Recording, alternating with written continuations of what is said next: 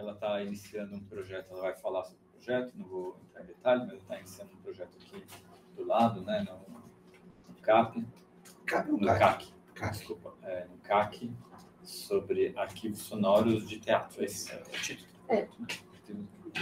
Eu acho que tem muita conexão com coisas que a gente está fazendo. Inclusive, a gente está já há um tempo pensando em coisas, né, relacionadas talvez mais à cartografia sonora do que arquivos, né, mas as duas coisas estão muito interligadas.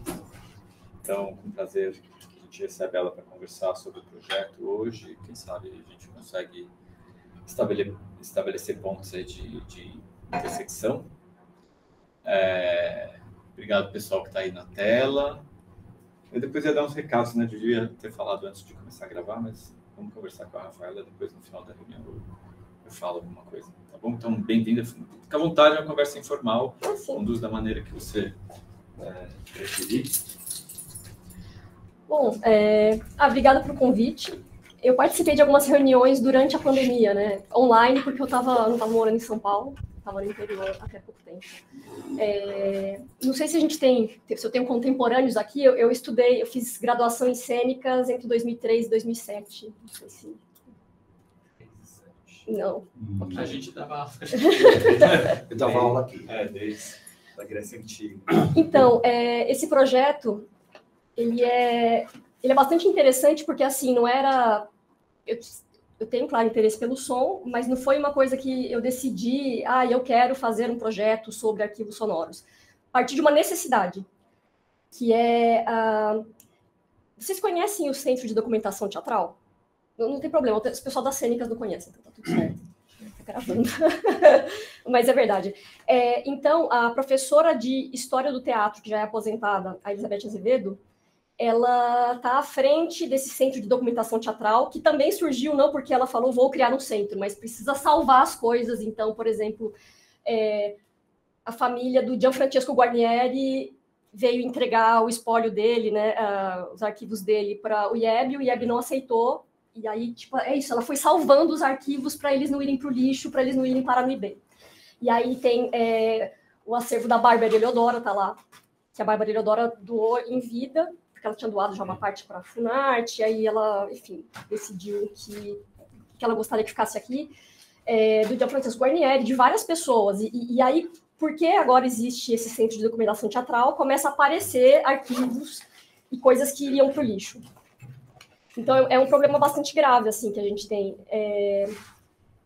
E aí, o som no teatro, ele já é bem pouco considerado. Então, arquivo de som do teatro já é realmente uma coisa inexistente mesmo. Tanto que esse projeto que eu tô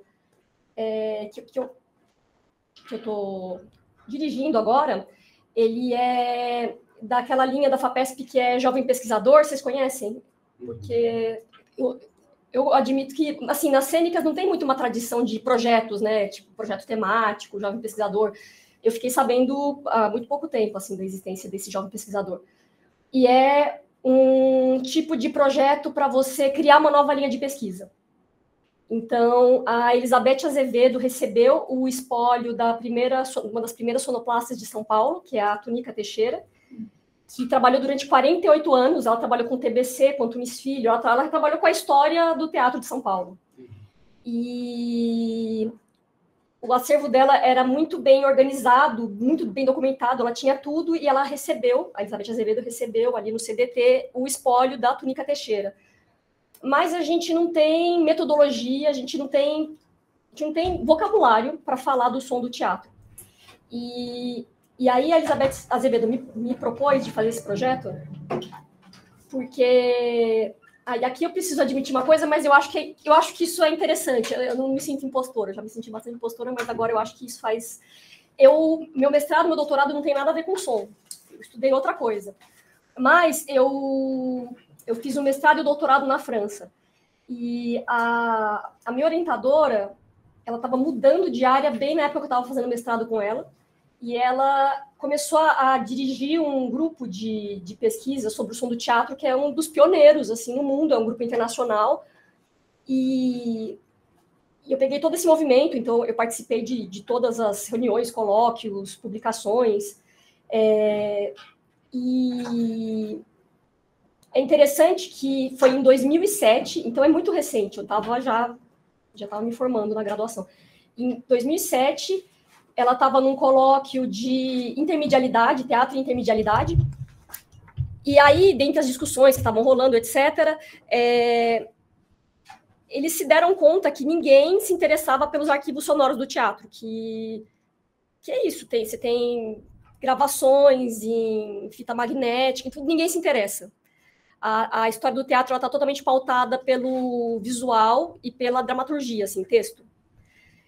E eles começaram, aí o pessoal desse colóquio começou a investigar, é isso mesmo, não, as pessoas não se interessam. Então eles fizeram um grupo internacional que é pioneiro nessa questão, para começar a estudar o som do teatro, não os arquivos, o som de modo mais amplo, assim, começar a abrir esse terreno, assim.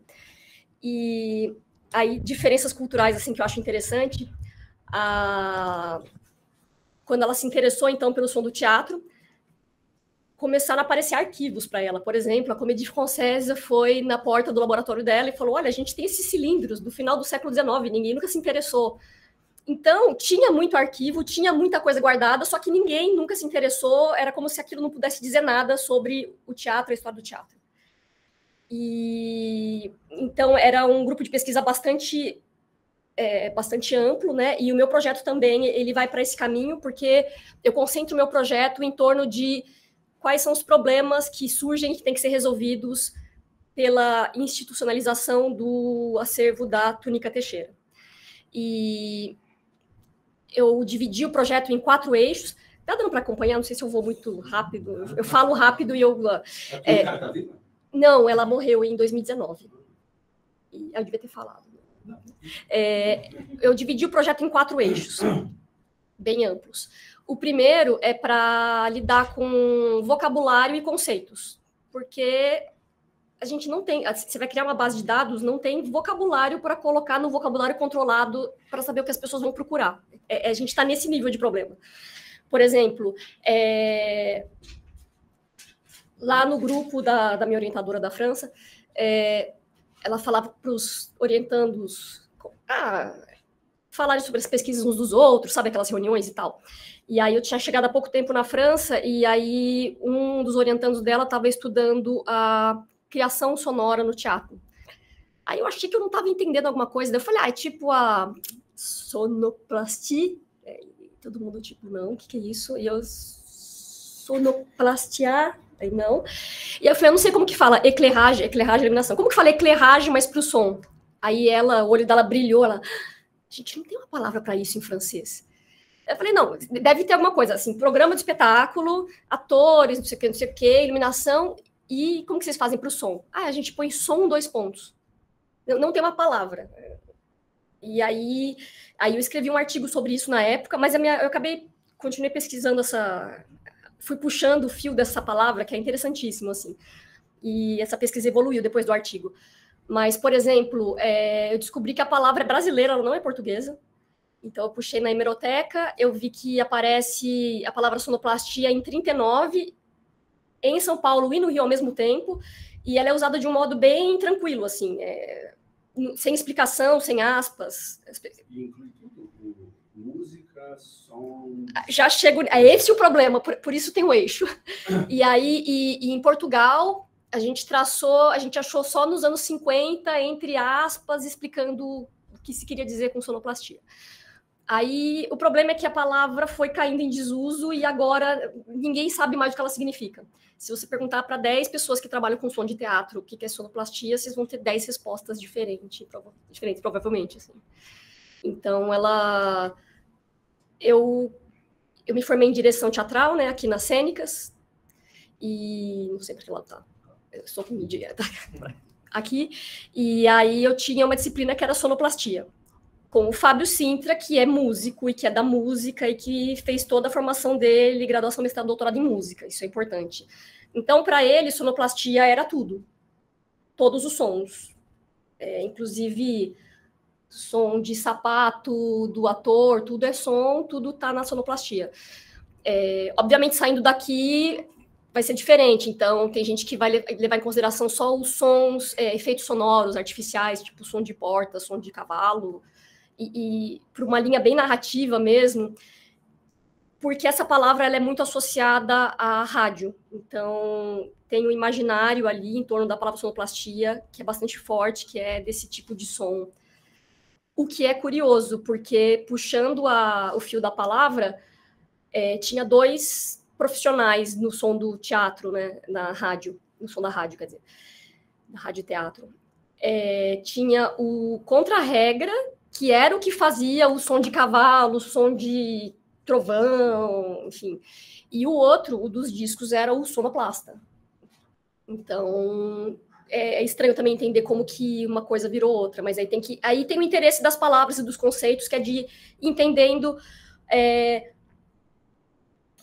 como essas palavras também podem dizer sobre o som e sobre a história do som do teatro. Porque, por exemplo, pegando a palavra sonoplastia, você vai entendendo que talvez a palavra tenha sido cunhada pela rádio, é uma hipótese ainda, mas 39 provavelmente era uma questão de contrato de trabalho, até para diferenciar esses 2 profissionais, né, o sonoplasta e o contra-regra, hipótese, ainda não verifiquei, mas você tem esse trânsito, né, entre as diferentes mídias. Então, o sonoplasta de teatro, ele trabalha também na televisão, ele trabalha na rádio, ele trabalha no cinema, então, com certeza, tem ali uma contaminação positiva de técnicas, de estética, de saberes, enfim.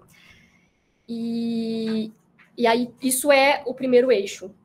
E eu falei sonoplastia, que é uma palavra que tem, pelo menos, ainda existe. Aí tem outras palavras que nem delimita, a gente nem sabe direito, assim, é tudo muito vago.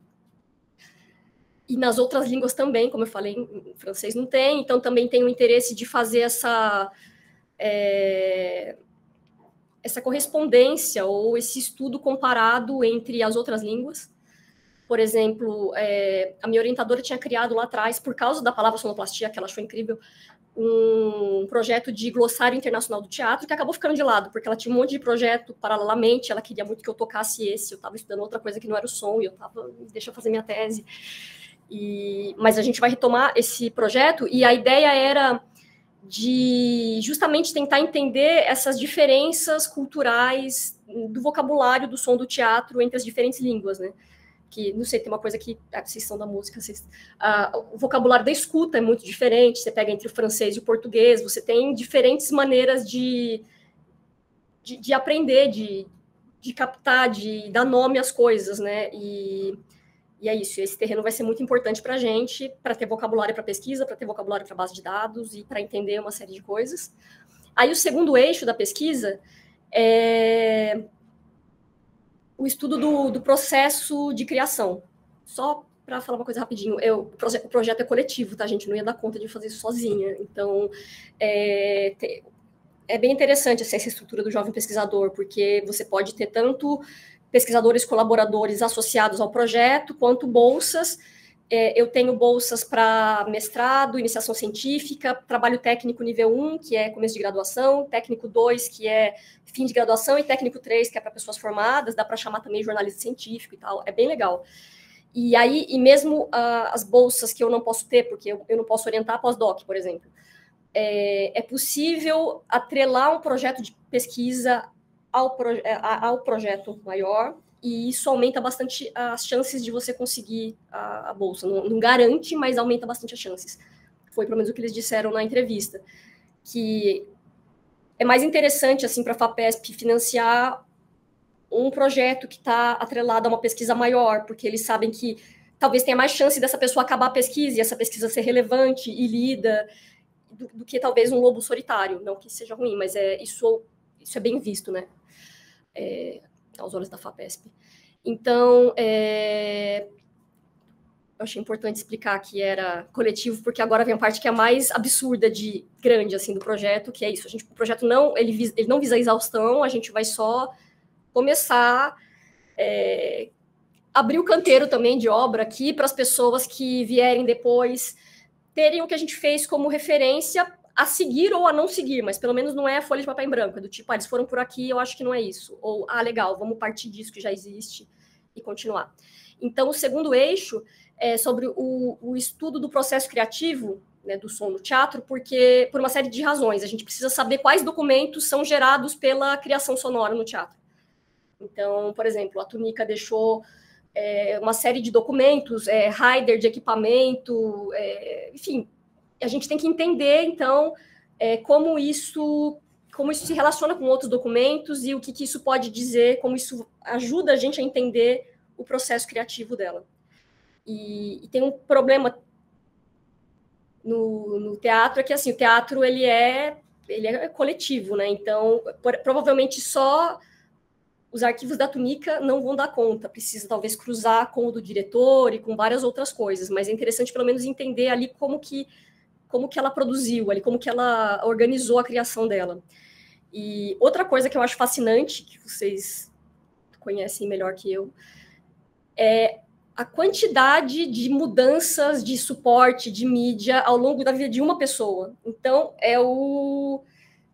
é isso, a gente tem o espólio de uma sonoplasta. E aí tem disco que ela gravava mesmo para os espetáculos, tem disco, tem fita de rolo, tem MD, DAT, são muitos formatos. Então é muito absurdo você pensar que os teatros tiveram que ficar trocando os equipamentos e os criadores tiveram que ir adaptando as criações e tudo ia ficando obsoleto muito rápido.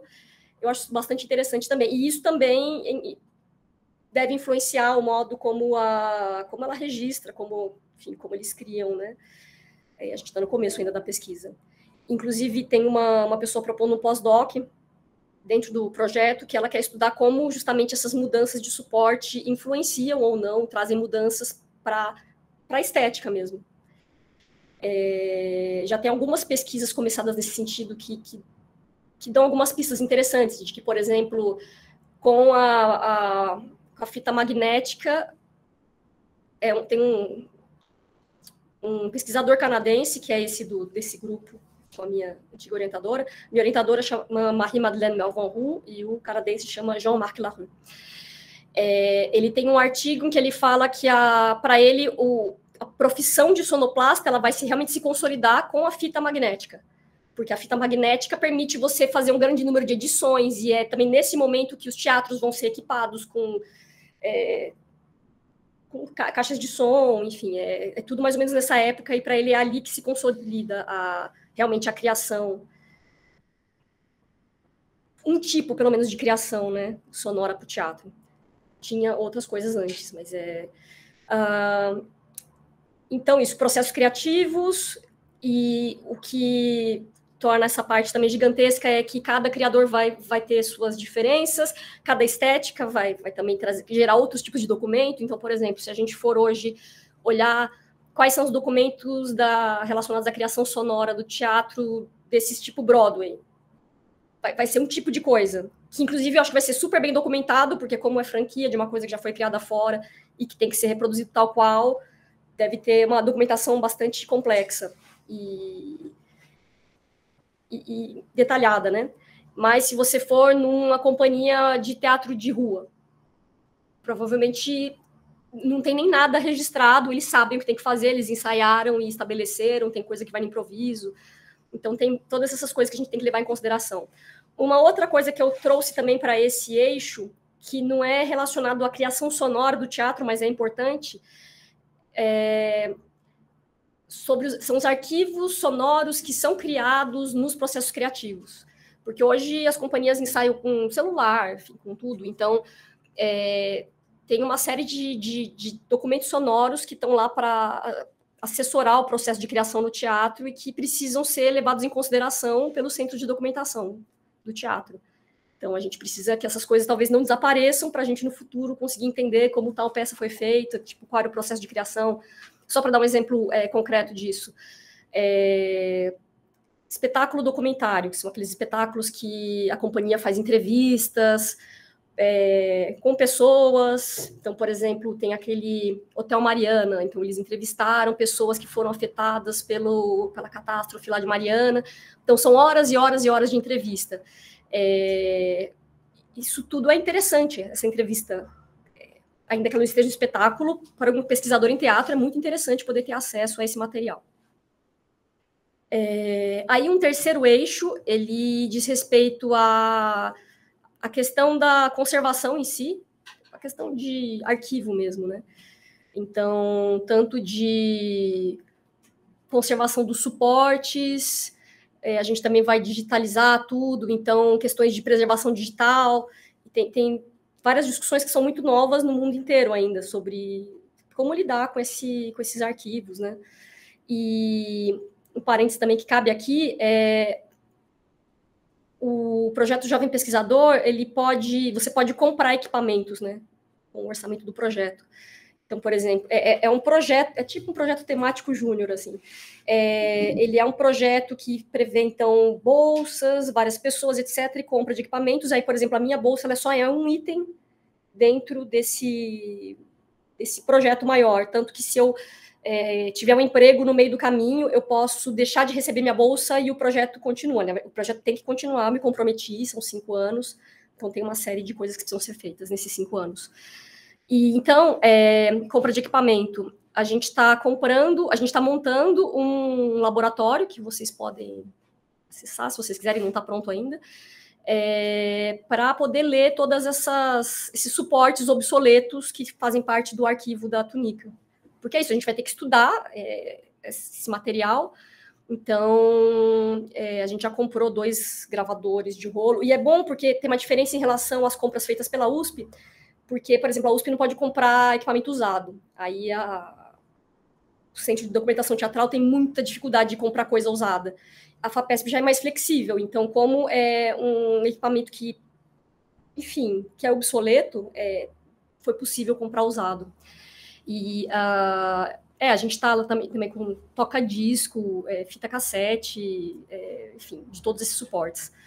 E a gente vai colocar bolsistas de TT2, que é tipo fim de graduação, para fazer esse processo de digitalizar, higienizar, enfim, a gente vai dar uma formação para eles poderem fazer isso. Inclusive, seria legal divulgar na música mais para frente, quando eu tiver essas bolsas, porque eu acho que vai ser gente que vai ter mais facilidade de lidar com isso do que os alunos das cênicas. E aí, o quarto e último eixo ele diz respeito à criação com arquivos sonoros. Então, isso aqui a gente pode abrir em 2 caminhos diferentes. Uma é de analisar as criações que usam arquivos sonoros, e os arquivos sonoros eles podem ser usados de milhares de maneiras no teatro, então, só para dar alguns exemplos. Tem artistas que usam arquivos sonoros no processo de criação. Esse arquivo não vai estar em cena, mas ele está lá de algum modo, assim, ele serviu para o processo de criação. Tem, por exemplo, uma companhia francesa que chama Encyclopédie de la Parole, vocês conhecem? Depois eu anoto. Eles têm um trabalho assim, de virtuose, de reprodução de sons, assim, um trabalho de voz que é realmente do campo da virtuose mesmo. E aí eu vi um espetáculo deles que parecia que estava mudando uma rádio, assim, de estação. Então, eles iam trocando pedaços e pedaços de arquivos, e você conseguia perceber, pelo tipo de dicção, se aquilo era rádio, se aquilo era... O que era aquilo? Enfim, futebol, ou era outra coisa? Enfim, você conseguia entender. Por exemplo, nesse tipo de espetáculo, o documento sonoro não está em cena, mas ele serviu para o processo de criação. Tem espetáculos que o documento sonoro está em cena. Então, eu vou dar um exemplo de um espetáculo. Eu vi um espetáculo no Festival de Avignon, em 2013, que chamava Cour d'Honneur, que é exatamente o nome do lugar onde você está vendo o espetáculo. E esse espetáculo falava sobre a efemeridade do teatro, sobre essa memória. Então, todos os espetáculos que passaram ali, que não existem mais, E aí, a última cena era de uma pessoa que nunca tinha visto nenhum espetáculo naquele lugar, mas ela teve a adolescência completamente marcada por um disco de teatro que foi gravado ao vivo numa representação naquele lugar. E ela falou que ela ouviu muito esse disco, etc. E aí eles soltam um pedaço daquele disco. E aquilo dava um efeito muito impressionante, porque aquele som foi gravado naquele lugar, mas aqueles atores já morreram, aquele espetáculo não existe mais, e você tem aquele som de novo ecoando ali, e aquele palco vazio, assim, dá uma sensação realmente muito fantasmagórica. Enfim, tem vários usos de arquivos sonoros no teatro, esse é só um exemplo. E também tem o Hotel Mariana, que eu falei agora há pouco, eles usam uma técnica que chama verbatim, que é os atores ficam com um ponto na orelha e eles vão reproduzindo as falas das pessoas, no caso do Hotel Mariana, das pessoas que eles entrevistaram, eles vão reproduzindo no detalhe, assim. E eles ficam constantemente com aquela gravação no ouvido, mas você, espectador, não vê. Você não vê, não, você não ouve. É realmente só para eles. E aí, um outro aspecto importante desse quarto eixo, que é da criação com arquivos sonoros, que é de abrir para quem quiser vir criar com os arquivos que a gente tem ali. Que eu acho que é interessante, porque esse campo dos arquivos... Ninguém se interessa por arquivo, né? Então, senão o arquivo do CDT ali não ficar, sei lá, tem só os bolsistas e, de repente, um ou outro pesquisador que aparece para procurar uma coisa importante, mas não é frequentado pelos alunos do departamento. Como eu disse, o próprio departamento de artes cênicas não sabe, ou sabe vagamente que existe esse centro de documentação teatral. Então, proporcionar esse espaço para incentivar as pessoas a criarem, a partir dos arquivos do CDT, eu acho que é interessante porque acho que traz relevância social mesmo para os arquivos, e faz as pessoas se interessarem pelos arquivos e ver o que tem ali. E é um universo fascinante, mas é isso. Talvez ele não seja muito sedutor. Então, talvez seja uma maneira de seduzir os técnicos e artistas e estudantes. E, a princípio, deixa eu ver, eu tenho mais tempo ainda, porque eu posso entrar em detalhes. Nossa, eu falei super rápido. Eu achava que ia demorar muito. Eu falo rápido também, né? Então, vai... E aí a gente está pensando, por exemplo, em isso mais para frente, né? Em propor mostras para os alunos e convidá-los a ver o que tem ali nos acervos do CDT e como que eles podem criar algo a partir daquilo. Eu acho que é uma maneira de ir aproximando também, porque eu acho que também o arquivo tem uma coisa fria e distante. Então, se você traz para perto, eu acho que pode ser muito interessante, assim. Por outro lado, tem toda uma questão pedagógica que vai precisar acompanhar o processo inteiro, que é diferente dos textos e, sobretudo, da imagem. Os arquivos sonoros de teatro, eles envelhecem mal, não só de qualidade, mas aquele teatro não é o teatro que a gente conhece. Ele é estranho e ele gera ele gera uma estranheza desagradável, assim. É uma outra dicção, é um outro tipo de traço que é valorizado. Então, você ouve, por exemplo, arquivos sonoros da Cacilda Becker. Aquilo parece um teatrão horrível, porque você tem um gosto ali naquela época, um gosto teatral naquela época, que é de uma coisa mais recitada, mais marcadamente teatral. Enquanto que o gosto no teatro de hoje, ele é mais uma fala mais jogada fora, mais próxima da fala cotidiana. Então, quando você ouve esses trechos desses teatros de outras épocas, precisa de um protocolo para você escutar aquilo e conseguir entender o que você tira daquilo. Senão, a tendência é você julgar com o preconceito da sua orelha de hoje.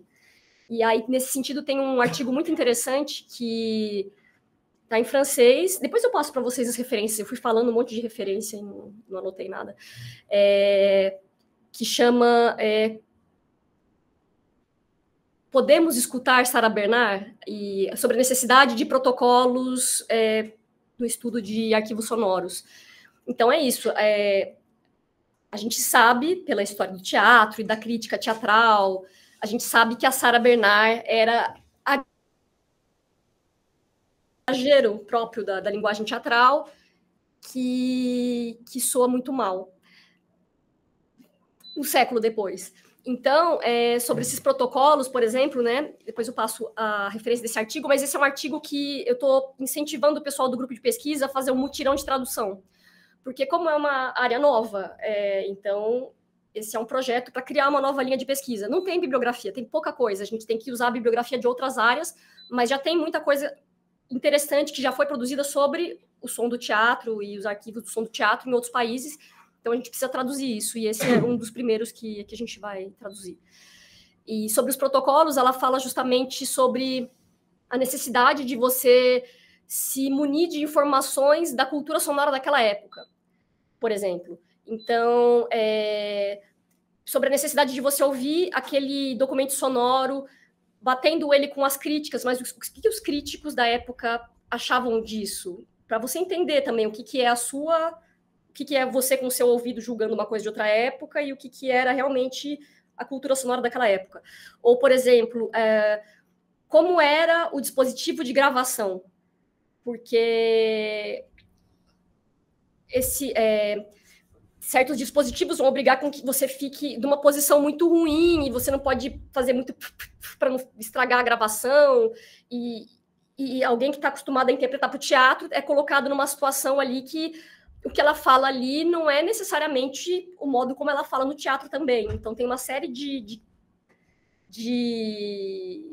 questões a serem levadas em consideração quando você ouve um arquivo sonoro de teatro. E a questão, por exemplo, também da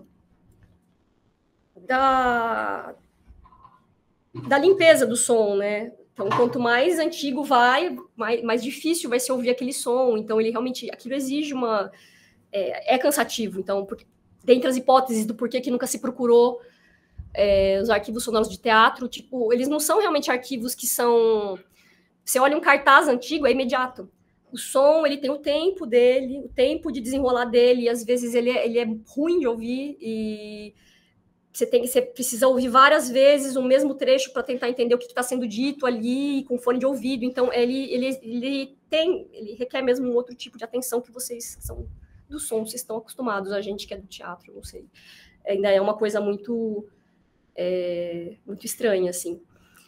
E um outro aspecto também transversal a todos esses eixos, que esses eixos são tipo pontos de ataque, mas tem coisas que a gente vai ter que fazer paralelamente. Por exemplo, o que eu falei sobre a questão pedagógica, que você não leva um trecho de uma peça antiga para os alunos de hoje ouvirem, e eu acho que isso só vai fazer com que todo mundo fuja. Então, não quero trabalhar com isso, coisa horrível. Então, realmente, toda essa necessidade de aprendizado de um protocolo, de saber lidar com aquele arquivo. E outra coisa também é sobre... que é um pouco uma consequência do projeto, mas é algo que a gente já vai trabalhando durante, que é de revisão mesmo da história do teatro. A história do teatro ela foi completamente pautada no visual, como eu estava falando, e é interessante que, pegando uma hipótese desse grupo de pesquisa que eu acompanhei, não é o teatro que não se interessou pelo som, são os pesquisadores em teatro e a teoria teatral. O som continuou evoluindo lindamente, mas estava todo mundo olhando só para a imagem. Então, aí tem algumas hipóteses para isso, que daí entra... Não sei se vocês querem entrar no detalhe da teoria teatral, não sei se interessa, mas, por exemplo, você tem ali na virada, no final do século XIX, é o momento que... do teatro de arte, assim, da cena ser considerada arte, e não... Porque antes o texto sempre foi considerado arte, a encenação não. E aí se diz que aquilo foi a criação do encenador, mas na verdade sempre teve encenador, ele só tipo ganhou um status de artista naquele momento, assim.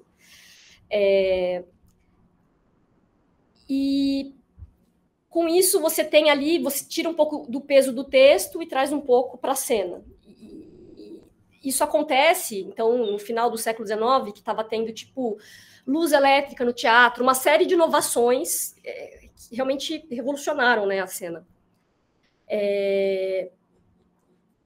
Então, tem uma tendência do teatro e da teoria do teatro e da história do teatro a fugir, a se distanciar do texto para tentar se demarcar. E aí, nos anos 60, 70 do século XX, você tem a fundação das artes cênicas como curso universitário, como pesquisa autônoma, que também vão precisar se demarcar das letras. E aí, esses dois movimentos, eles fazem com que você fuja do texto, e o som, ele sempre foi muito associado ao texto, porque o teatro, ele era muito sonoro antes da encenação, no sentido de, em inglês era to hear a play, ou, por exemplo, audience, todo o vocabulário, ele está em torno da escuta, então, escutar o texto, escutar, estava realmente em primeiro plano, né, e aí com com essa virada do teatro moderno, que vai apagar a luz da plateia, vai se tentar trazer a parte criativa, né, para um outro lugar, distanciando um pouco do texto. Ou tentar mostrar que essas outras coisas também significam e que não é só o texto. Então, esses dois movimentos provavelmente fizeram com que a teoria teatral ficasse surda ao longo do século XX. E é interessante porque eu mesma achava que o som não tinha muito interesse ali no século XX, e você vai entendendo que realmente a gente só não estava prestando atenção. Exemplo, a peça considerada o marco do começo do teatro moderno no Brasil é Vestido de Noiva, do Nelson Rodrigues. A peça começa com som. E é engraçado que ela começa com sons que são muito modernos. Não é que ela começa com... Não, ela começa com freada, barulho de vidro quebrando, som de resgate. E aí a personagem principal, que é a Laide, a primeira aparição dela nem é não é visual, é só... Ele coloca microfone, a Laide, Cleci, Cleci. Então a personagem, ela entra primeiro sonoramente. E a gente não prestou atenção nisso. Ninguém prestou atenção nisso. Ou, por exemplo, você tem encenadores que são considerados, tipo, importantes de teatro de imagens, né? Você tem essa teoria que foi muito importante para a história do teatro do século XX, que era o teatro de imagens, que era o suprassumo da modernidade, da experimentação, e eles sempre vão analisar encenadores que tinham um trabalho sonoro muito rico também, mas ninguém estava prestando atenção no som. Então, Bob Wilson, você tenta colocar aquilo como imagem, ele é considerado até de imagem. Aí vocês que são na música, vocês sabem, né? Poxa, o som é muito importante na obra dele. Tanto o som-texto, quanto ele vai fazer ópera. Então, ópera não, enfim, I Stone the Beach, não sei o que. Ópera, aquilo é considerado o quê? I Stone the Beach. Então, existe então uma necessidade de revisão do teatro do século XX para ver o que tinha de som ali e a gente estava não percebendo. E com certeza tem aspectos interessantes, porque você tem a percepção que muda com a rádio, com a televisão, com tudo isso, e com certeza isso está no teatro. Mas é isso, o som no teatro ele é mal visto porque ele traz esse aspecto, como que fala? Empoeirado do texto, esse teatro de texto, que também é um outro absurdo, mas enfim. Mas não, isso aí é teatro de texto que eu faço, é outra coisa, está em outro nível. E mesmo no teatro contemporâneo, você também tem uma série de criações que realmente vão tomar partido do som de modos muito interessantes, assim. Então, por exemplo, tem um encenador italiano que chama Romeo Castellucci, e vocês conhecem? E o criador de som dele é o Scott Gibbons. Então, por exemplo,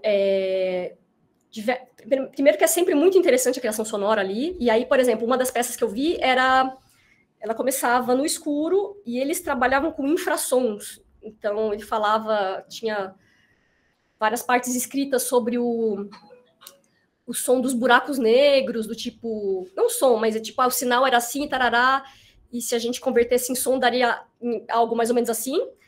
Era um som muito grave, dava para ouvir alguma coisa, mas ele, sobretudo, ia para um lugar de vibração, assim.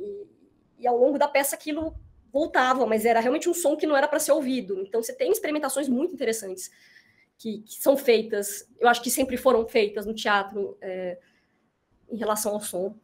E agora seria interessante a gente prestar atenção nisso. Ou, por exemplo...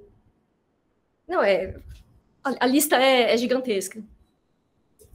Não que ele seja negligenciado pelo teatro, mas eu acho que eu já ouvi já li pelo menos mais artigos da música falando do Beckett do que do próprio teatro. Só para analisar ritmo de fala.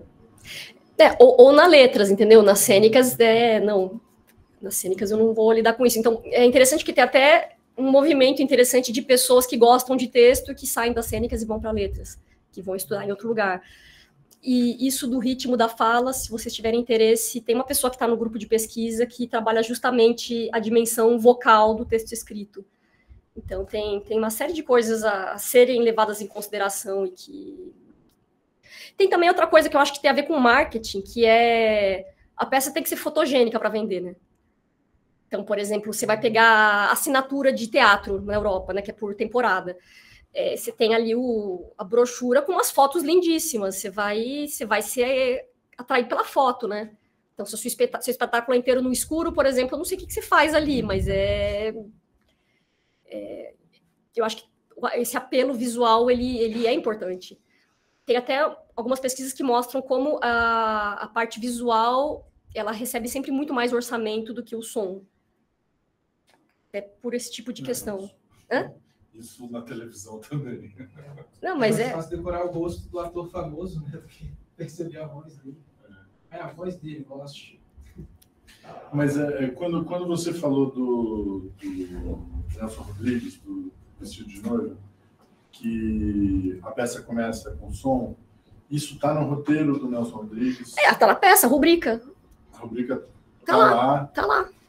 É realmente o começo da peça. Se você quiser abrir, saindo daqui, vai na Biblioteca da ECA, Vestido de Noiva, você abre a primeira peça, é o começo da peça, ato 1, cena 1. E indicado. Som, começa com som. Mas não, aí todo mundo que vai analisar, aí você tem várias análises, livros sobre os 3 planos da peça, Vestido de Noiva, as pessoas vão ficar pirando naquele cenário que é o plano da memória, da realidade e da alucinação. As pessoas ficam pirando naquele palco dividido em 3, assim, não sei, enquanto eu acho que tinha coisas muito mais, você tem interferências sonoras de um plano em outro, tem uma coisa bem rica ali a ser analisada. E tem também um site que pode interessar vocês, depois eu mostro, esse grupo de pesquisa, né, da França, que eu acompanhei, eles criaram um dossiê pedagógico que eu achei bem interessante num site de, como que chama? Divulgação científica mesmo, da Biblioteca Nacional da França. Então, eles propõem uma viagem sonora pelo teatro do século XX. E é tudo bem simples, assim, porque eles colocam trechos muito curtos e já falam o que é para você prestar atenção naquele trecho. Então, você vai ter uma parte que vai ser sobre os sotaques. Isso, você vai ter vários trechos diferentes para tentar você para um tipo de aspecto, né, do som do teatro. E aí eu acho que a gente precisa fazer realmente algo nesse sentido também, da divulgação científica e tal, tanto que no projeto você pode integrar uma bolsa de jornalismo científico, e aí eu peguei a gente está no processo de contratação agora, um jornalista científico que é formado em música e jornalismo, e aí no doutorado ele foi se interessar por história das mídias, etc. E a gente vai pensar em ações justamente para sensibilizar a população como um todo em relação aos arquivos e ao som também, né, o som do teatro. Mas aos arquivos também é fundamental. Não sei se vocês viram aquele gesto performático do Gerald Thomas, que no ano passado ele falou que ia jogar todos os arquivos dele fora, e aí é meio ridículo, na verdade. É interessante porque alimenta a discussão, mas é tipo ele numa lata de lixo jogando umas caixas dele lá. Porque, de fato, a gente tem essa questão aqui, que enquanto na França eles podem pesquisar só... Eles não precisam salvar as coisas para ir pro lixo, eles podem, tipo, vou pesquisar sobre o som. Nossa, Comédie Française trouxe uns cilindros aqui do século XIX. A gente tem um trabalho que também vai ser levado em consideração pelo projeto, que é de sensibilizar para a gente parar de perder material, assim. Eu acho que tem muito material valioso que já foi perdido. Então, isso também é bastante importante. Eu não sei como funciona para vocês da música. E os arquivos, eles são de várias formas, vários formatos, por exemplo, imagino eu. Deve ter gravação de espetáculo, a música que foi para o espetáculo, a sonoplastia, filmagens do espetáculo. O que foi usado na operação daquele espetáculo, ou tipo aqueles discos de efeitos, né? Sim, tem muitos discos, em vários suportes, se bobear.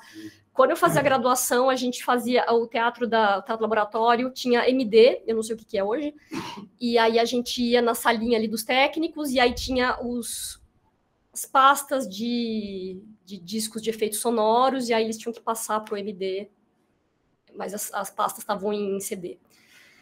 Esse tipo de arquivo é bem diferente, por exemplo, da da voz dos atores, né? Que você falou dessa coisa de ficar datado, de ficar inadequado, porque as músicas, que a gente é até engraçado, que a música do passado, até hoje, para os músicos mais tradicionais, ela não causa esse problema, porque tocam Beethoven, gente mais antiga, agora não funciona como a voz do ator, que parece que fica muito mais impregnada da dicção do momento, né? Pelo menos a música erudita, ela parece que é uma coisa de museu. De 1920 causa estranheza. Causa. De 2020. Sim. É mesmo, as orquestras tocando um Beethoven agora, ou a gravação, né? Mas a dicção do ator é diferente. Mas a música cantada tem uma coisa assim, né? De que, por exemplo, isso é uma coisa que eu ouvi falar que eu nunca confirmei, mas você pega aquela dicção com R's, assim, que isso tinha a ver com a transmissão de rádio. Se você falasse R em vez de R, a pessoa que estava ouvindo no rádio à distância, ela não conseguia distinguir que tinha um R ali. E isso foi para a música, né? Você pega as gravações dos anos 40, 50, ou mesmo antes, né? Rádio Nacional, aquela coisa assim. Tanto que assim em francês também, eles também faziam um outro R. Ah, é? Música antiga, você pegar... Ah, então... Brassens, eles fazem um R que é mais... o Brassens. Eles fazem um outro tipo de R. E tem algo interessante também que eu acho que a pesquisa pode trazer, mas eu ainda não... A gente está no começo, né? Que é... Eu acho que o teatro de São Paulo, ele deve, talvez, ser muito mais interessante ser estudado do ponto de vista da história oral, porque tinha muitos grupos que as pessoas eram analfabetas e que talvez não tenha registro. E eu acho que a gente pode encontrar indícios bastante interessantes de como o som era feito, ou mesmo de como se decorava o texto. Era improvisado ou os caras decoravam? E se eles decoravam, talvez tenha algo na própria composição do som do texto, não sei, que facilite ali algo do campo da canção, não sei, mas isso é uma hipótese muito que eu estou jogando, assim, sem ter analisado, mas eu acho que essa dimensão, porque a gente tem essa cultura da canção, de cantar junto, né, e que, inclusive, é uma coisa que me chocou, assim, quando eu estava fora. Acho que 3 momentos assim que me fizeram perceber que a gente canta junto. Minha mãe fez só até a 4ª série, mas ela tem um vasto conhecimento de música. Ela sabe cantar todas as músicas que tocam na rádio, e aí agora ela tem uma Alexa e ela ouve tudo e ela sabe cantar tudo. Mas, por exemplo, quando eu estava na França, eu percebi que as pessoas não cantam junto, elas não querem que você atrapalhe a voz do ator, elas querem ouvir a voz do ator, não, a voz do cantor. Então, várias ocasiões. Show do Caetano Veloso na França, metade da plateia era brasileira, outra metade era de francês. Aí os brasileiros estavam cantando juntos, os franceses ficavam... Shh, shh. Aí começou a rolar uma briga feia, assim, do tipo, eu vim para ouvir o Caetano Veloso, não você. Eu vim para cantar, tipo, e começou a ter uma briga mesmo. Aí o pessoal resolveu se segregar ali na sala. Aí um outro ponto foi que uma vez eu estava numa mesa, assim, tipo, tinha uma neozelandesa, 2 franceses, 2 estadunidenses, eu e um brasileiro que nesse momento estava no banheiro, isso é importante, ele não estava na mesa.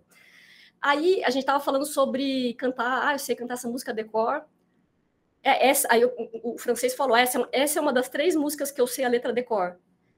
Ele disse, só sabe 3 músicas de cor, tipo, isso não é possível, né?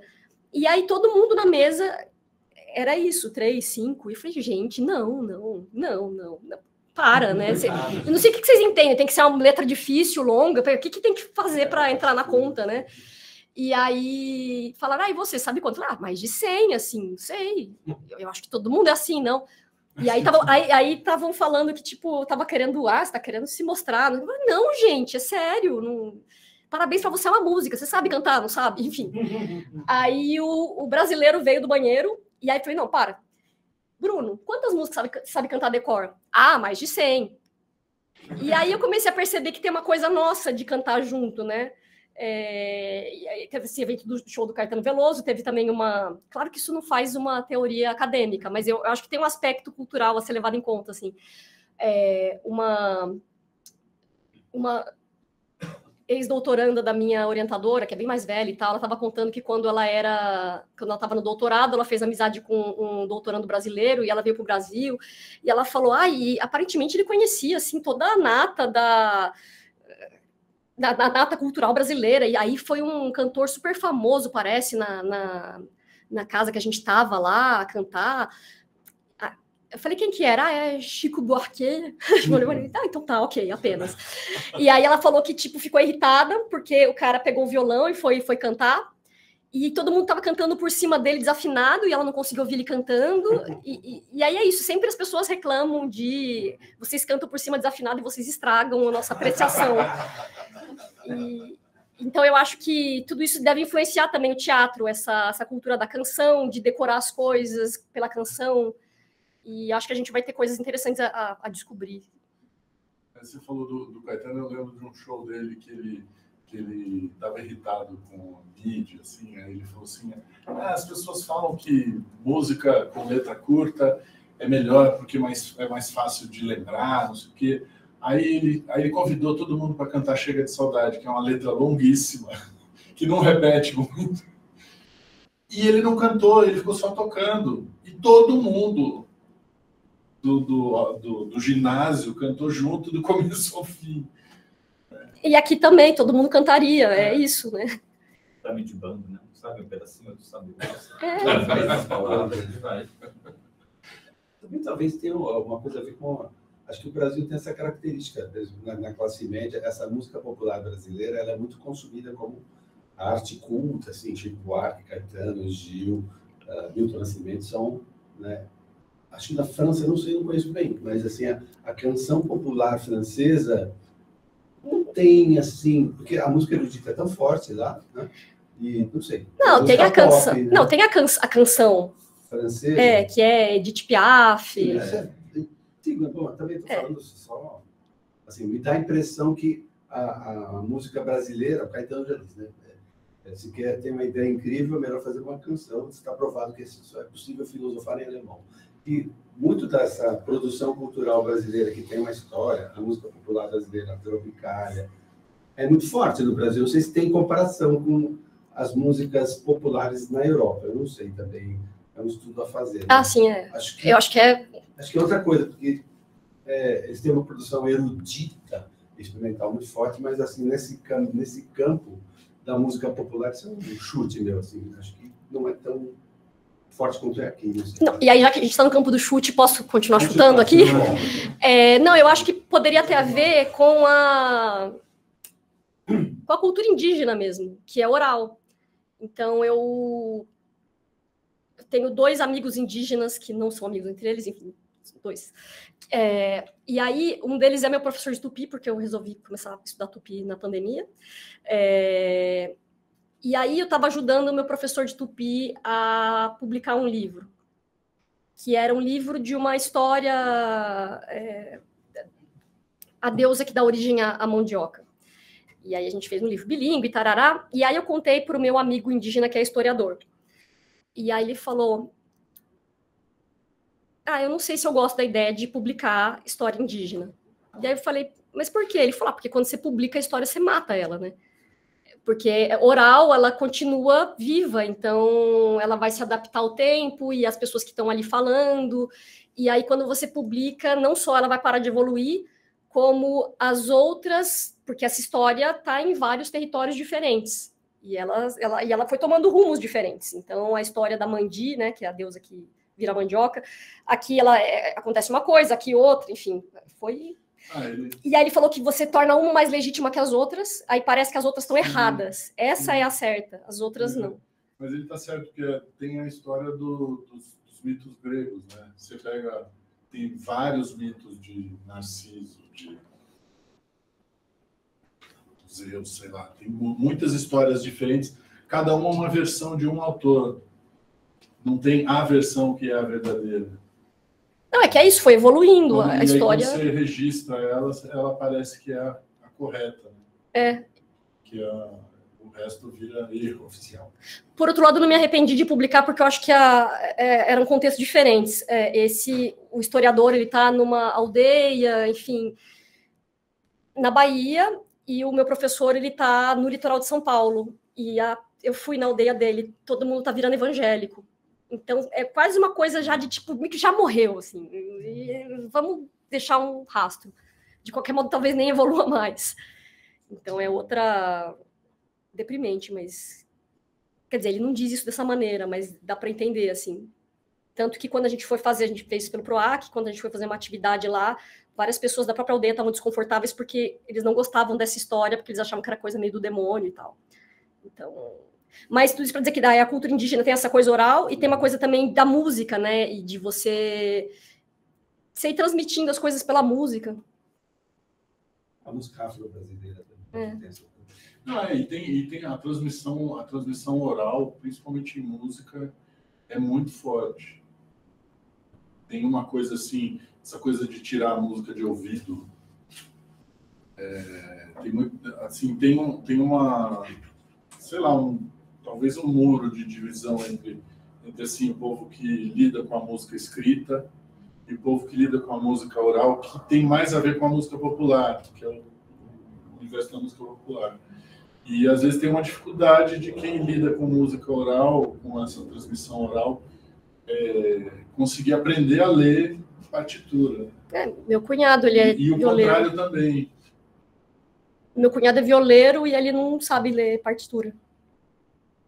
Não, e às vezes você tem um músico erudito que toca super bem, mas você tira a partitura da frente dele e ele não consegue tocar nada. Né? Saindo do campo do chute. Não, mas é legal, a gente está aqui para... Acho que tem, assim, primeiro tem um marco que é da cultura moderna, né? Moderna assim, no sentido de modernidade, que tem a ver com a ideia de registro, que é uma coisa ocidental e da cultura moderna, né? Que causa uma mudança de perspectiva, de cosmologia mesmo, né? A partir do momento que você tem ali no Renascimento a fixação das coisas no texto, você muda, não é só a história da lenda, né? Você muda tudo, a maneira como você raciocina, a maneira como você cria hierarquias sociais. Então, a fixação, né, que para a gente a fixação central é a escrita, mas todas elas que depois, a imagem, a fotografia, em alguma medida a pintura, a gravação, né, todas essas fixações vão mudar a nossa perspectiva de mundo. Você tem uma cultura que está mais ligada à ideia de uma cultura oral, em que as coisas não são fixadas, né? Fixadas, elas não são, qual que é a palavra? Capturadas. Elas não são inscritas, né? Elas não são inscritas, né? De fato, as coisas, as ideias, as histórias, as visualidades, as escutas, elas vão se formando no fazer, na contingência das coisas. Isso é uma diferença de uma cultura oral para uma cultura não oral, em qualquer perspectiva, né? Não é só do indígena para o indígena. O Éder quer comentar ali também. Quer falar alguma coisa, Éder? Não, sim, só para, já que você levantou essa bola do registro, eu acho que eu me identifiquei bastante com a pesquisa dela, porque acho que tem uma questão também a música em si, quando a gente trabalhando dentro da música, a gente tem essa ideia de que a gente está trabalhando com arte só, né? Com uma coisa só, na maioria das vezes. Só que isso muda quando você tem algum formato de arte que é naturalmente interartístico, né? Acredito que o teatro seja bem mais comum isso. Mas eu tive muita essa mesma sensação dela, que existem certos tipos de obra onde você tem alguns elementos que são marcados para o registro e alguns elementos que sempre ficam no plano aberto da ideia. Então, por exemplo, uma questão do balé, que se fala muito na música. Então, por exemplo, geralmente, acho que todo mundo teve na graduação alguma aula falando sobre o escândalo da Sagração da Primavera na música, Só que o que causou o escândalo na Sagração da Primavera não foi necessariamente a música do Stravinsky, foi em grande parte a coreografia do Nijinsky. E até 87 a gente não tinha ideia de como era essa coreografia do Nijinsky, até que ela foi recriada, e acredito que a maioria das pessoas nem viu, e recentemente que eu vi que tem um vídeo no YouTube dessa apresentação, foi postado 10 anos atrás. Também tive esse mesmo choque quando, no meu mestrado, que eu trabalhei com o Satie, e tinha sempre a questão do balé, do balé relaxe, que até hoje não existe, não se tem ideia de como foi essa coreografia, os figurinos que aconteceram ali, porque existem essas coisas que são marcadas para registro e algumas ficam como nessa característica de obra aberta. Então, acho que talvez seja esse caso da questão do registro da prática sonora nas peças de teatro, que às vezes é deixado como algo livre ou não registrado, em boa parte das vezes. Não sei se não é nenhuma pergunta, mas se ela quiser comentar sobre isso, né, Rafaela? Não, que você foi falando, eu pensei numa outra coisa, eu não sei se não tiver muito a ver, você até me fala, porque você foi falando, eu fui viajando para um outro lado, mas aí você me traz de volta. Não, eu lembrei da questão do som do público, né? Que é espontâneo, não é feito para... Não tem porque ter registro, enfim, é o público. Mas os atores, eles têm uma escuta muito fina do som do público, é o som do público que vai determinar o andamento do espetáculo, uma série de coisas. Vai até mexer na dramaturgia, do tipo, isso aqui rolou, isso aqui não rolou. O som do público é essencial. E então, se a gente, por exemplo, entrevistar os atores, eles vão ter coisas muito concretas para dizer sobre o som do público. E tem uma outra coisa também de pesquisas que são feitas sobre a presença sonora do público na sala. Isso é fascinante, assim, porque isso diz muitas coisas sobre a representação teatral como um todo, porque o teatro foi feito para ser apresentado, e ele é efêmero, e é isso. Ele, mesmo que você consiga filmar, não é o teatro. Então,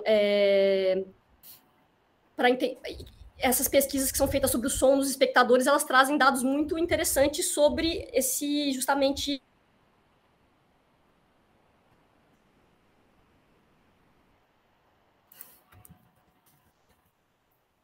Se vocês quiserem vir aí. É quinta-feira, às 14, é sobre o projeto... Ai, desculpa, eu já volto. E vai vir eu chamei um dos convidados, é um rapaz das cênicas, que fez o mestrado dele sobre a pateada. Vocês conhecem a pateada? Final do século XIX, começo do século XX, quando a plateia não gostava do que estava rolando, eles batiam o pé no chão. E aí ele conseguiu fazer levantamento em detalhes do que estava acontecendo nos espetáculos, da pateada, tarará, em registros da polícia, porque dava BO, normalmente dava briga, tarará, e fazia um boletim de ocorrência, e no boletim de ocorrência você consegue ter indícios do que aconteceu e o que levou o público a bater o pé. E tem uma presença, tem códigos, tem convenções muito vivas ligadas ao som do público, assim. O mesmo aplauso, terceiro sinal. De aplauso tem de explosão e tem a ver não com aplaudir para aprovar, mas com rejeição, né? Ah, é? Acho que Engano Adorno fala um pouco sobre isso. Uau! Eu sei do texto, indiretamente posso falar em qual texto que isso é mencionado, mas vem de alguma coisa de psicologia, assim. Não sei qual é a etimologia da... Eu quero saber qual texto. Vem um texto da Lydia Guerra, chama Explosive Experiments. Tem a ver com a rejeição e não com a aprovação, inicialmente. Depois é que vira uma ovação, né? Até porque, enfim, sendo positivo ou negativo, tem que ver com a ideia de que o público está lá para reagir. Não tem essa coisa de contemplativa como tem no espetáculo hoje, né? Você não está lá para contemplar, você está lá para reagir. Né? Sua reação, obviamente, influencia no que o pessoal que está lá no palco está fazendo. Mas nessa época, quando era fazer palma, era uma rejeição, uma aprovação era feita? Não sei. talvez fosse menos importante. Tá tudo bem, tá tudo bem. Tá sentado assistindo, não tá atrapalhando, não foi embora, tá gostando. Poderia até arriscar, mas Eu lembrei também, só falando assim, não sei se tem a ver, mas às vezes tem. Lembrei também desse momento que você está falando aí da virada do século XIX para o século XX. Lembrei da Patafísica, do Jarry, que ele faz essa peça, estreia aos 15 anos, estreia a peça que é o Burrey, né? E na estreia, a primeira palavra que o ator diz já gera uma briga generalizada, e essa peça ela é proibida de ser executada pela polícia, depois ela só vai ser executada anos depois, né? Depois eles descobrem que o Jarry, na verdade, pagou as pessoas para executar essa briga, que a briga fazia parte do teatro, né? Então tem essa coisa do som, que você está falando do som da plateia, né? Eu fiquei imaginando também esses sons que são os sons, né, incidentais, né, do que acontece. E que fazem parte do código, né? Fazem parte da convenção teatral, assim, isso de uivar, bater o pé, isso pode mudar, enfim, mas existe, é codificado, na verdade, né? É muito codificado. Eu acho que o Gustavo fala de Não, eu queria pedir desculpa pro Éder, só porque eu acho que eu fui para muito... É que eu comecei a viajar, ele começou a falar. Não, tudo bem, a gente volta daqui a pouco. Oi, vocês estão me ouvindo? Sim. Tá. Não, minha pergunta também tem a ver com o que o Éder tinha perguntado. Primeiro, queria dizer que tá um pouco difícil de ouvir as perguntas que vêm do lado de lá da sala por causa da posição no microfone, mas eu estou tentando acompanhar aqui. Rafaela, muito legal ouvir dessa pesquisa, assim, fiquei muito intrigado com o projeto. Você falou algumas vezes que assim ninguém liga para esses arquivos, eu fiquei chocado, porque assim parece um campo tão rico, assim, parabéns mesmo pela pesquisa, é muito bacana. Aproveitando que o Éder perguntou sobre o que é registrado, o que não é feito para ser registrado, né? Eu fiquei pensando aqui que se você tem uma dimensão ou se você consegue mapear mais ou menos quais são esses sons que você encontra nesses arquivos que não são nem o texto, entre aspas, né? Claro que a voz é sempre muito mais que o texto, mas, digamos, nem a voz dos atores, nem a música, tá? Então, o que você tem de outros sons que você se encontra nesses arquivos, e o quanto que eles estão registrados, esses outros sons? Se, por exemplo, quando alguém coloca no roteiro da peça um efeito sonoro, assim, tipo, vai ter efeito de tal coisa. Isso é uma coisa que depois a pessoa que vai montar a peça pega qualquer efeito sonoro, isso não é registrado, está documentado exatamente qual som foi feito. Então, eu queria saber mais ou menos qual é a dimensão do registro desses outros sons, que não texto e nem música. E a segunda pergunta que eu queria fazer é como que você vê a relação com o som e com os estudos do som, você que veio aqui algumas vezes já nos últimos anos, né?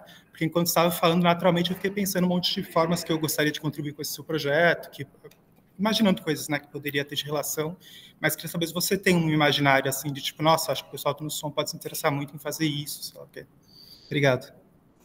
Então, a primeira pergunta, eu ainda não sei todas as coisas que tem lá, a gente tem caixas e caixas e caixas e caixas e caixas, daí a gente vai... Eu estou recrutando agora os bolsistas de TT1, que é o pessoal de começo de graduação, para abrir essas caixas e colocar as coisas na base de dados. Tem algumas pessoas que já foram encontrando coisas pontuais, assim. E sobre os sons, mas assim, sem ter olhado, eu posso supor que vai ter bastante efeito sonoro, e eu não sei se ela pegou, teria que ver se ela pegou desses discos de efeitos sonoros. Mas com certeza isso vai estar já, por exemplo, numa ordem, porque no espetáculo você tem que conseguir disparar tudo fácil, né? E aí a gente vai ter que tentar entender de onde veio esse que ela escolheu, se ela mesma gravou, ou se ela escolheu de uma... Então é isso, quando eu estava na graduação aqui, você vai na salinha, eu preciso de um barulho de porta, daí você fica lá ouvindo 50 portas, não, essa aqui, quero essa mais longa, tá, essa aqui, não, isso aqui pode ser... Então, isso, mas quem quiser ir lá desde já, acho que é isso. Vocês são bem-vindos. Uma pista também que eu tenho de para onde ia também a criação dela é que ela teve uma bolsa VIT, que era uma bolsa de pesquisa da FAPESP, mas para a gente que não é da academia, né? Uma coisa assim, não sei muito bem. Da CAPES, Ela teve uma bolsa VIT que ela não acabou a dissertação dela, mas está lá, que era sobre o teatro de prosa paulistano na segunda metade do século XX. Então, ela realmente se interessava ali por um teatro que tinha texto, que não era... Porque você tem uma parte ali do teatro contemporâneo que vai para a vocalidade, né? Sai da coisa do sentido do texto. A túnica. Ai, desculpa. Tá. Não. A túnica. A túnica. Ela escreveu sobre o teatro de prosa no... a sonoplastia no teatro de prosa paulistano. Então, ela tem interesse nesse teatro que tem fala, e tem fala que faz sentido. E a outra coisa era sobre como eu imagino... eu sei que as pesquisas de vocês são bem diversas, pelo menos o pouco que eu interagi com as pessoas aqui, então, na verdade, é mais a pergunta contrária, assim, vocês conseguem... Esse é o projeto, vocês têm algum desejo em relação a ele? Porque tem gente até que era do teatro, vocês têm pesquisas muito diversas, né? Então, não sei, mas vocês se interessam por som, então. Muitos sons para... Só um parênteses, uma outra coisa que eu esqueci de falar da história, do teatro, não tem nada a ver, que eu lembrei agora. Tem uma coisa também muito interessante de invenções que foram feitas em torno do teatro, que são sonoras e que acabaram, assim, morreram. Então, por exemplo, antes da rádio, logo depois da invenção do telefone, eles inventaram o teatrofone. Vocês já ouviram falar do teatrofone? Tem cartaz. Tinha umas máquinas. Se você fosse rico, tipo, Proust tinha um na casa dele. Se fosse rico, você tinha um teatrofone na sua casa, então na hora que ia ter o espetáculo, você colocava a alavanquinha no teatro, então você tinha que escolher qual teatro. E você ficava ouvindo lá. Podcast. É como se fosse uma transmissão ao do vivo pela rádio, só que era um aparelho específico para... via telefone. E era isso, eles colocavam um microfone no meio do palco, e aí eu tenho uma amiga que fez um pós-doc sobre o teatrofone. Ela falou que eles conseguiam entender... Você vai percebendo pelas cartas das pessoas que tinham teatrofone, etc., que eles iam entendendo a espacialização da cena pela distância em relação ao microfone. E aí é isso, o cara tá falando, tipo, foi pro canto do palco, mas aí você imagina ali. Então, aí você tinha os ricos tinham teatrofone em casa, e se não tinha uns lugares, tipo, vocês têm mais ou menos idade? Vocês lembram daqueles lugares, tipo, da Telesp, que tinha vários telefones, que não, orelhão, não, tinha um lugar. As cabines telefônicas. Tinha um lugar lá que você ia e que tinha vários telefones. Igual esse, só que de teatrofones. Então, você tinha espaços, que às vezes era o saguão do próprio teatro, com todas as máquinas de teatrofone, e as pessoas, tipo, arrumadas para ir lá ouvir o teatrofone. E é isso, mas não durou, não fez sucesso. E aí tem... Teatro radiofônico nunca morreu, mas já teve seu auge. E disco de teatro, que é mais impressionante porque é recente. Então, no começo ali, na segunda metade do século XX, você tinha discos de teatro. Na França teve muito, então no Festival de Avignon eles sempre faziam os discos dos espetáculos, etc. E isso fazia muito sucesso, e hoje as pessoas nem lembram mais que existe. Gravavam o espetáculo todo. E ao vivo, com o público e tudo. Mas por que esse interesse que fosse pelo telefone, não pela rádio? Por que a escolha de fazer pelo telefone? Não, foi antes da rádio. Foi depois da invenção do telefone, antes da rádio, tinha o teatrofone.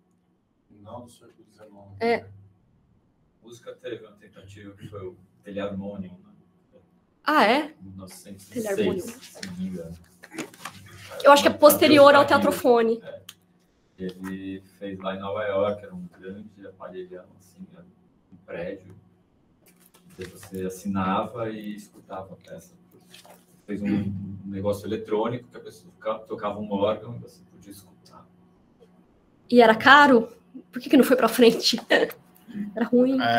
Não, o grande maior motivo é porque era um aparato gigantesco, pesava toneladas, era gigante, e quando ligava, ele mexia com toda a linha telefônica da região inteira e parava tudo. Então, acabou não indo para frente por isso. Se não me engano, na Biblioteca da ECA tem um livro sobre a saga desse instrumento. Eu anotei aqui, vou procurar. Eu ia falar uma coisa, eu esqueci. Disco, não lembro, mas eu fiquei pensando no surgimento da palavra sonoplastia, se também não tinha muito a ver com... Você está falando, assim, que você falou que é uma palavra brasileira, né?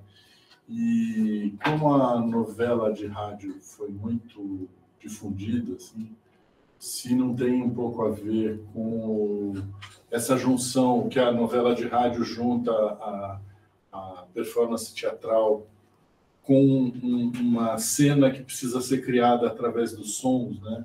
Se o sonoplasta não está um pouco aí nessa...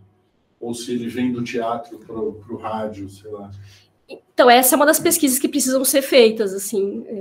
Eu não sei, eu acho que seria bem interessante alguém pesquisar isso. Conversando com a minha orientadora da França, que eu falei que eu descobri da palavra sonoplastia, que eu falei, nossa, é estranho, porque devia ter som, devia ter gente fazendo som no teatro e a palavra surgiu em 39, e esquisito, né? Aí ela foi procurar bruiteur, que é o... Barulhista. Barulhista. Que é o sonoplasta da França, e a palavra lá também surgiu tipo em 1911, não é uma palavra que existia há séculos e séculos, são todas palavras do século XX, então é interessante entender por que... Tinha aqueles sonoplastas ao vivo, né, que ficavam tocando, mesmo fazendo som até hoje. Né? Do cinema mudo, que não era mudo, né, que era... era um espetáculo misto, né, e tinha até ator falando, às vezes, por cima do filme. É porque é isso, a película ela ia para os lugares, e os lugares, tipo, tinha ali um espaço para uma criação local, né, e às vezes vinha com instruções, mas enfim. Não, você está falando de espetáculo misto, eu estou pensando um pouco sobre esse teatro, essa linha mais contemporânea, que tem a ver com teatros híbridos, né? Composições híbridas, onde tem teatro, música e dança e artes visuais, e todo mundo está improvisando e criando material em tempo sonoro, em tempo real, né? E aí, às vezes o registro, nem se faz o registro, ou quando se faz o registro, ele está muito relacionado àquele acontecimento daquele momento, né, que você estava falando. E ele não dá conta, às vezes é ruim. Tem vários... fui num colóquio no final do ano passado e teve uma comunicação muito interessante, que ainda não foi publicada, muito interessante sobre a gravação dos espetáculos de teatro. Essa pesquisadora que estava fazendo essa comunicação, ela é uma pesquisadora já super importante, ela já, enfim, quase 60 anos e tal, e ela estava falando que ela viu essa transição de todo mundo ter acesso a vídeos dos espetáculos, porque ela fala que quando ela estudava, malemar, você tinha uma cópia que ia passando por todo mundo e ela era ruim e você sabia que aquilo não era um espetáculo. E aí ela fala dessa geração que começa a estudar teatro tendo acesso ao YouTube, que ela tem dúvidas, às vezes, ela está em banca de tese, etc., ela tem dúvida se a pessoa assistiu o espetáculo ou se ela assistiu o vídeo, porque o tipo de fruição é muito diferente, e de você poder revisitar o vídeo, etc., e de você ignorar certas coisas que fazem parte da fruição teatral, assim, e de como os registros das peças estavam quase que tomando o lugar das peças, e aí, nessa mesma comunicação, ela mostra fala de vários encenadores que eram contra a gravação dos espetáculos deles. Do tipo, não é para gravar. Não é para gravar, porque a gravação fica ruim, não é o espetáculo. Não quero que isso seja visto depois, eu quero que essa cópia seja destruída.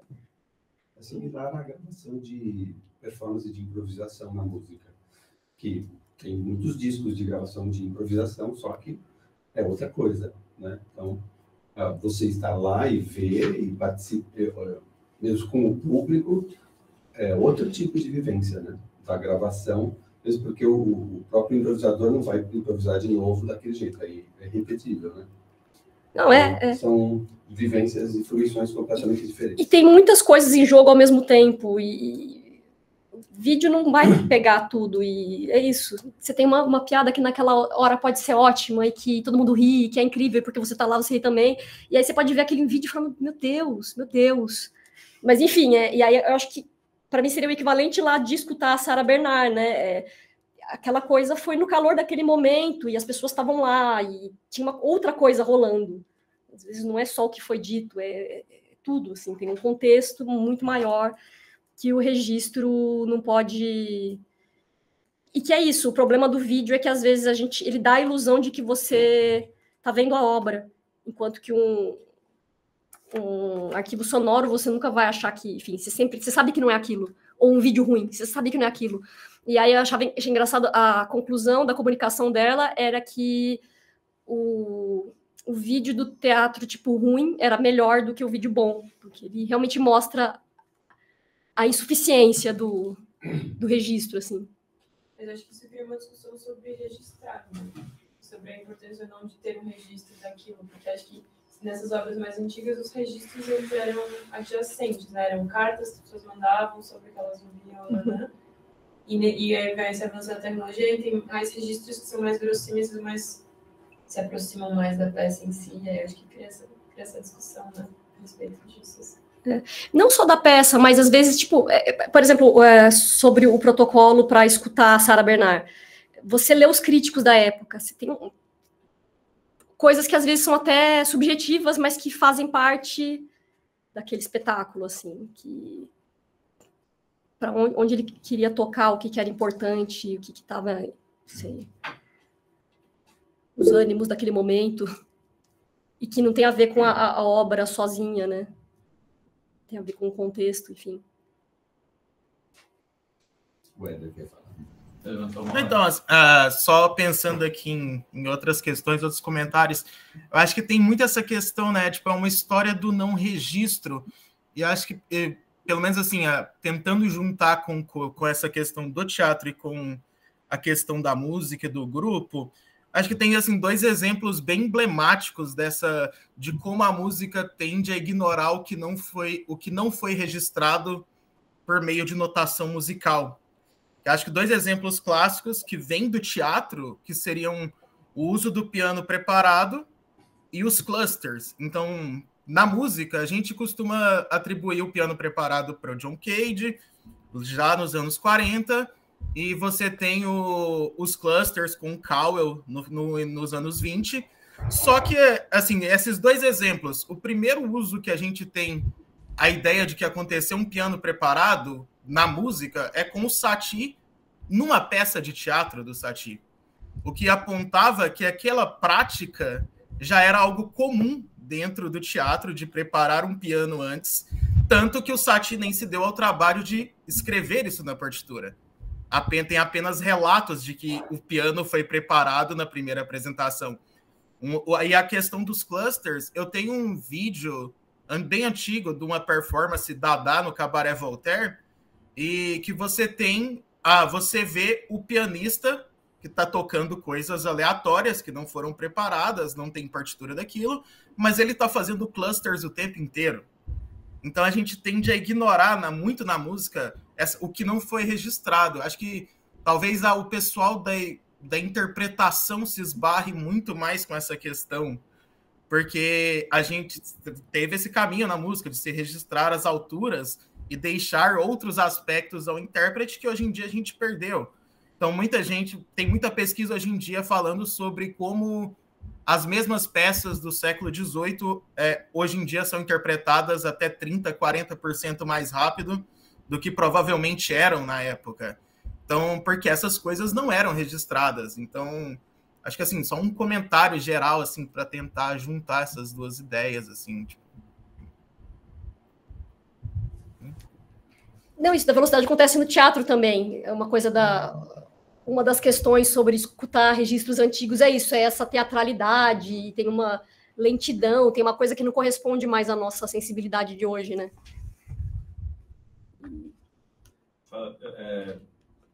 Só passou um último parênteses. E sobre o interesse em São Paulo também, a gente sabe que tinha teatro japonês, falado em japonês, tinha teatro italiano, devia ter uma coisa muito interessante no teatro, assim, em termos de sotaques e de misturas de dialetos, não sei, e de musicalidades. Não, que fui ouvindo, engraçado, tem várias coisas que você mencionou, vários problemas, né, problemas no sentido, assim, várias questões, né, que a música já passou por elas, algumas já resolveu, né, lógico, do jeito da música, outras ainda não. Outras questões que parecem um pouco ingênuas, mas puxa, é mais na música, né, como as questões de registro que o Éder está levantando, né? a gente acaba... São questões que a gente toma como sendo dadas, né, e não se preocupa com elas, mas no fim elas são definidoras de como a gente está fazendo determinada coisa, como a gente está compondo. Mas, de fato, alguns desses problemas, de alguma maneira, passaram pela música, né? O fato, por exemplo, de você ouvir uma coisa registrada, né, no começo do século, a música passa por isso. As pessoas... quando eu comprar um fonógrafo ali, né, elas precisaram ser convencidas daquilo, porque não fazia sentido uma pessoa colocar uma máquina na sala de estar, rodar uma manivela e ficar olhando para aquilo, escutando. Porque música tinha a dimensão presencial, da performance, da convivência, e não só a dimensão da escuta. Essa escuta, vamos dizer, extraída do contexto, né, para a gente é muito normal hoje, mas há 100 anos atrás não era. As pessoas tiveram que aprender a fazer isso, né? E quando faz sentido a gente assistir teatro filmado no YouTube, né? Por alguma razão isso não faz e não fez sentido até hoje. Compositores diversos se recusaram a gravar suas músicas, mas maestros, né? Geralmente tocavam músicas já compostas, né? Músicas de séculos anteriores, mas maestros se recusavam a tocar no rádio ou a gravar, porque isso implicava em certas concessões de performance, de sonoridade, que eles achavam que, né, estariam matulando ali aquela partitura, então se recusavam a fazer. E outros falam, não, a música neste momento ela tem uma outra linguagem radiofônica ou fonográfica e a gente precisa se adaptar a isso, e então vamos fazer um novo tipo de interpretação que é pensado para essa mídia, né? E acho que tem muito essa ideia da mediação, né, que tem a ver com o registro, com o armazenamento, com você não estar na presença da performance, né? E a gente passou por tudo isso. Tem muita literatura sobre isso, né? Mas tem uma diferença, não sei, em relação ao teatro, é que teatro tem produtos derivados que foram surgindo. A gente nasceu assistindo novela. Eu tive primeiro contato com novela e depois com teatro. Novela, filme, streaming, e aí você tem essa forma. O teatro evoluiu separado assim dessas formas que são mediadas. E eu acho que tem uma coisa aqui que gera uma diferença, que eu não sei dizer precisamente o que é. Porque a gente sabe fruir com atores gravados, mas é tipo, esse ator gravado é esquisito. Tem uma tendência, dá para a gente generalizar, nas artes mediadas, né, elas se descolarem das artes não mediadas. Então, sei lá, a fotografia, ela nasce no embate com a pintura e se desloca e vira, não é pintura automática, né? O cinema, ele nasce a partir de não sei, o que é o cinema? O primeiro cinema é uma boca de cena de teatro e as pessoas entram e saem de cena, né? Mas ele se descola e não chama teatro filmado, tem outro nome, até o vídeo tem outro nome, outra linguagem. Por alguma razão, a música eletrônica, por exemplo, continua sendo chamada música, né? Se tivesse outro nome, talvez fosse outra história. Mas as artes mediadas, elas foram assumindo outros nichos, né? Então, uma novela radiofônica é diferente de um teatro. Né? Porque o meio muda muito, realmente.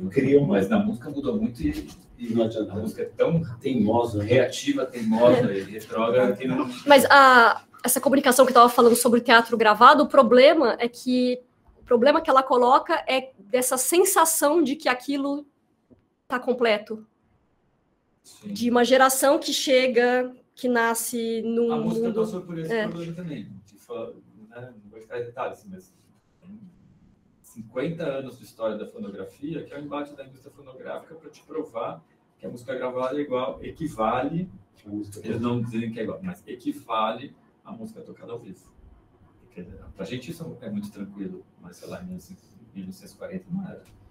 Em 1910 era impensável. Então teve, lógico, os resultados, os processos são diferentes, mas tem semelhanças aí. Uhum. Mas tem coisas, por exemplo, isso que você falou, quando você falou, por que a gente reage, talvez, né, a uma cultura sonora diferente de um francês, isso talvez tenha a ver com uma cultura indígena, né? Porque acho que não tem a ver com uma cultura indígena, porque tudo que a gente fez com a cultura indígena foi abafar ou exterminar ou massacrar essa cultura. E acho que o impacto dela na nossa formação cultural talvez seja menor do que a gente desejasse. Mas é uma cultura, acho que o que tem a ver é que a cultura indígena é uma cultura muito baseada na oralidade. E nesse campo dos estudos do som tem vários trabalhos que apontam para essa direção que, vamos dizer, as culturas estão mais próximas, usar o termo sul global, assim, só para dizer assim, saindo da Europa ocidental, das grandes culturas ocidentais, né?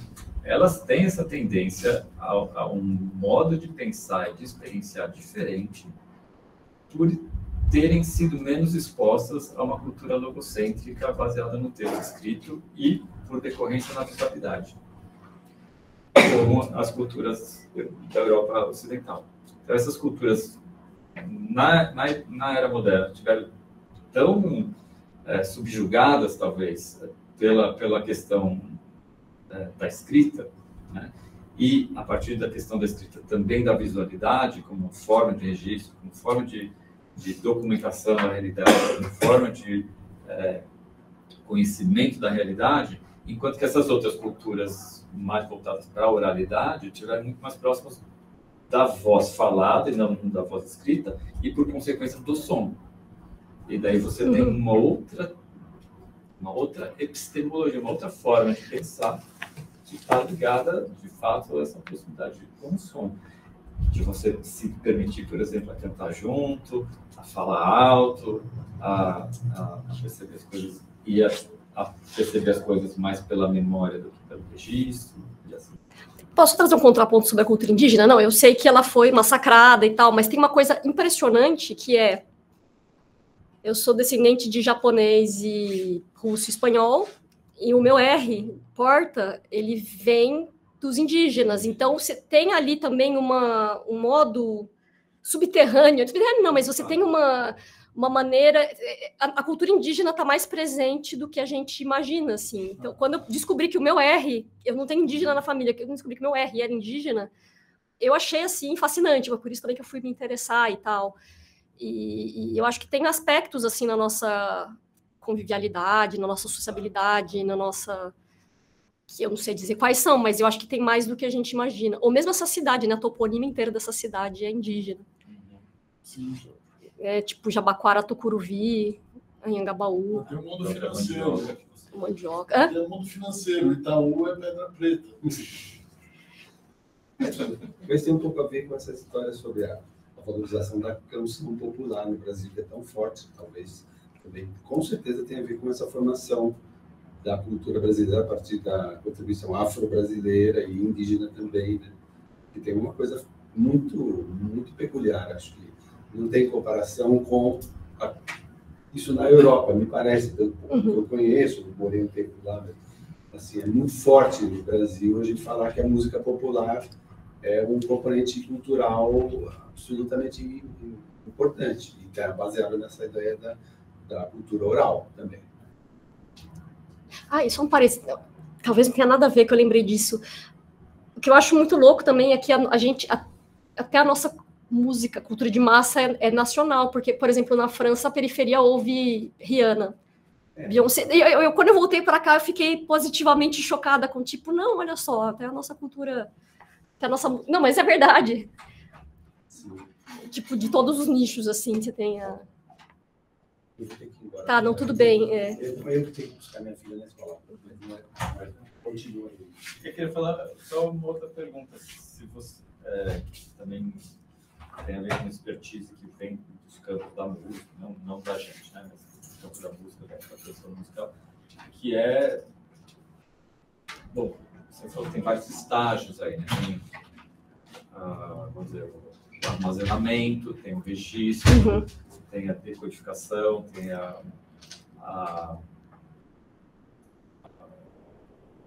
digitalização, a transcrição desse material, tem a criação de metadados sobre eles, né? Vocês tem já um caminho nisso aí, porque né, para a gente talvez seja mais uma coisa mais normal, assim, né? Uhum. Mais tradição nesse sentido de criação de arquivo, de catalogação, de metadados, etc. Então, a gente vai estudar outros arquivos que já tem algumas... Tem arquivos que tem... Não tem acervos inteiros de arquivo sonoro, mas tem acervos que tem alguns documentos sonoros. Eu acho que a gente tem que ir compondo. E também... Acho que também usar o meio digital para entender como a gente relaciona esses arquivos, porque eles são também incompletos. Isso, a gente precisa do... Aí tem um aspecto que eu acho que é bem complexo também no teatro, que é de entender melhor essa criação, porque você tem o diretor... Então, se a gente considera que tudo que tem no espetáculo é som, e então tudo tem que ser levado em consideração como um todo, tem que levar em consideração o autor, o tradutor, o diretor, o ator, o preparador vocal, como a gente relaciona todas essas criações, né? Acho que tem uma questão da autoria que também é complexa. Que no teatro normalmente é tipo o diretor. Quem tem o direito do espetáculo é o diretor e o autor, e acabou. O resto você recebe um cachê e tá tudo certo. Mas se a gente vai falar de autoria em relação ao som do espetáculo, claro, se tem uma música, o autor daquela música... Mas assim, se a gente for pensar no todo, que envolve então várias criações diferentes, acho que tem uma série de questões também, que não sei se resolveram isso na música, não sei como vocês... É uma coisa só, né? Não, é um problema. Vamos dizer, você vai lá e cria um som de batida de porta para uma peça. A ideia de autoria se aplica, você está vendendo um serviço. A ideia de autoria é uma ideia que tem a ver com outras coisas que são culturais, né? Acho que essa ideia fica bem claro na música indeterminada, né, Fernanda? Tipo, você tem uma peça indeterminada ali, até que ponto o intérprete também não é o compositor dessa música, né? Mas teve muita essa discussão, né, antigamente, né? Eu acho que aí, de fato, acho que aí é uma coisa muito pontual, acho que é um repertório que não tem uma dimensão cultural, assim, que criou problemas legais, etc., né? Então, talvez a discussão tenha sido muito frutífera, porque está dentro de um meio acadêmico, tá? O pessoal discutiu muito. Mas, enfim, dentro de uma peça de teatro, sei lá, vamos pegar para não personalizar o som, a música, assim, o iluminador faz a iluminação. Ele é autor? E a ideia de autoria, ela depende da ideia de obra. A ideia de autoria, ela vem a reboque da ideia de obra, que mais uma vez, é uma ideia moderna e ocidental. Então, em algumas coisas, cabe a ideia de obra. A iluminação é obra, ou a iluminação é acessório, ou a iluminação é serviço, né? Como é que a gente pensa, e daí, obviamente, o teatro vai entender de um jeito, a música vai entender de outro, o cinema vai entender de outro. E daí pode ser uma coisa acessória. E essa acessória, isso não é gratuito. Isso tem a ver com como aquela parte do espetáculo é pensada dentro do imaginário do que é a obra do espetáculo. Né? Eu acho que não fazia problema, mas em breve vai fazer, porque, assim, era isso. Só o texto era arte, depois a encenação passa a ser considerada arte. E tem um movimento mais recente de, tipo, o encenador não cria sozinho, de modo autocrático, ator-criador, todo mundo é autor da sua criação dentro do espetáculo. Ainda não gerou problema, mas eu não duvidaria que, por exemplo, um ator que fez parte de um processo colaborativo, que brigou e saiu da companhia, e aí botaram outro cara para substituir ele, mas todas as coisas que ele executa foram criadas por ele, eu não duvido que esse cara queira fazer um processo para reivindicar aquela criação. Então, mais uma vez tem a ver com essa lógica ocidental, logocêntrica, de você registrar, legalizar, etc. Tem casos assim, de não reconhecimento assim, meio famosos. Assim. O som da Motown era muito do balanço que tinha na Motown, tinha a ver com as linhas de baixo de um cara chamado James Jamerson. E ele fez um monte de coisa, mas ele nunca foi colocado no crédito das coisas. E ele morreu deprimido porque ele deu a cara do som da Motown, que é um som mundial aí, que o Michael Jackson bebeu, o Stevie Wonder bebeu nessa fonte, e o cara não recebeu reconhecimento nenhum. E que tem uma outra coisa também que eu percebi estudando lá, a coisa de puxar o fio da sonoplastia, que é se o seu ofício é considerado técnico, manual, você vai ganhar pouco, e você não vai ter muitos direitos, e se você for a pessoa que pensou o conceito, você vai ganhar mais, e tarará. E aí eu percebi esse deslocamento de as pessoas pararem de usar a palavra sonoplastia, que era associada a alguma coisa técnica, para virar sound designer, que é uma coisa chique que você vende mais caro. Então, e às vezes para a mesma função, assim. Então, eu vou criar o som desse espetáculo. Não, mas eu sou um sound designer, eu tenho um conceito, eu tenho uma... não, mas em inglês é mais caro.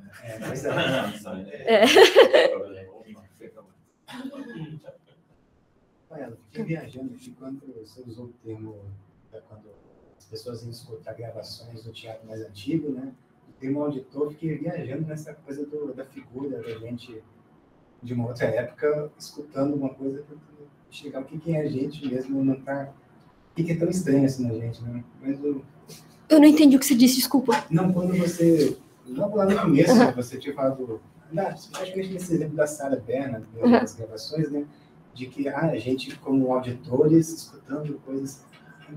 Acho que eu nunca tinha ouvido esse termo sendo usado para falar de ouvinte, assim, e eu fiquei viajando aqui nas implicações. Assim, acho que não é nem... É que você falou dos ingleses, que tem here a play...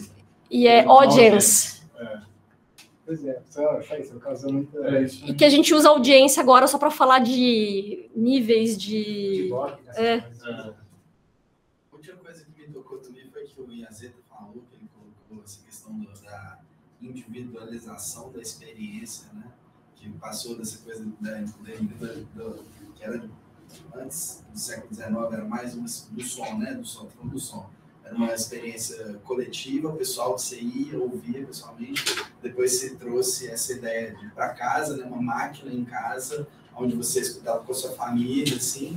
E hoje a gente está caminhando para uma individualização interna, né? Assim, corporal, assim, que você põe lá aquele óculos de realidade virtual e daí às vezes você vai poder experienciar um teatro que na verdade nem tem uma atriz de fato. A atriz é um avatar.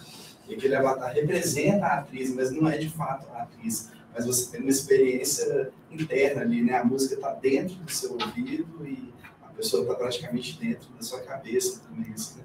Enfim, é só porque ele trouxe isso e na hora eu não quis interromper, mas eu fiquei pensando sobre essa coisa do futurismo também, né? Nessa área de registro.